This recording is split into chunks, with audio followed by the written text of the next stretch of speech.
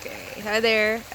It's Forrest, and I am coming to you from Walhalla Ravine, which is a walking spot that I like to frequent here in central Ohio, in Columbus. I happen to live in a really pretty place, and I wanted to talk to you here partly because it's awesome, and partly because you wanted another video about the process of making perfumes. So, the Critters collection, that's coming up next from NCD. And the last 2 years we've done it have been super fun. I hesitate to call it my absolute favorite collection, but it's darn near close. Basically, I like to take the concepts from local animals.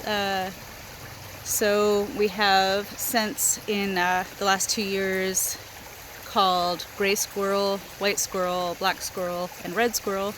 In case you don't already know, the black squirrel and the white squirrel are ubiquitous around central Ohio, and in Kent, slightly more northern in Ohio, the black squirrel is, I believe it's the mascot of one of the universities, Kent University.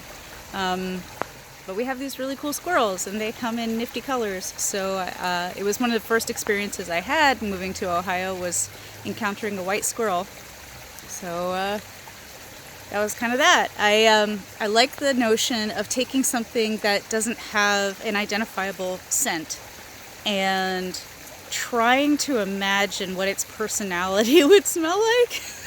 So with the squirrels, the first four from 2018, all were based in the same almond and apricot base with kind of a softness from some woods. And then for each of their colors, I added something characteristically dark for black, light for white, and so on. Neutral for gray, and a little spicier and more playful for brown. But I wanted all of them to have that sort of intrinsic sweetness and a similarity between all of them. Hello, bee. So they all had kind of the same base to work from, so they're all sister scents. Last year we added another squirrel, and that's flying squirrel. I wanted to make it a little silly. I used to do a flying squirrel hug with one of my friends back in LA, and it was kind of our signature move. That was when I was a lot smaller too, so I probably didn't risk injuring anybody's back, but I would literally just like run and jump into her arms, and she would give me a big flying squirrel hug. So what other animals did we characterize in the Critters collection so far? We've done Little Brown Rabbit. That was based on a rabbit who would show up in my backyard pretty much every evening for a while. I would come home from the shop at the Magical Druid, and there would be that little brown rabbit just hanging out in the backyard, being like, hello, welcome home. White-tailed deer.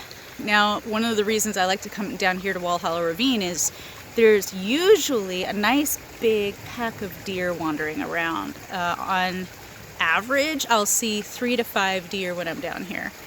And they're just absolutely fearless. Like, they cannot care less about whether or not there are people around. They're completely cool. And they're so beautiful. They're just amazing.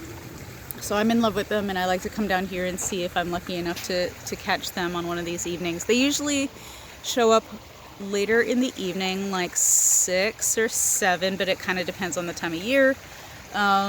And it's spring, so I'm looking forward to seeing some of those speckled booty babies coming out. So white-tailed deer is definitely one of the scents that was inspired by living here in Ohio and being lucky enough to live among these amazing animals.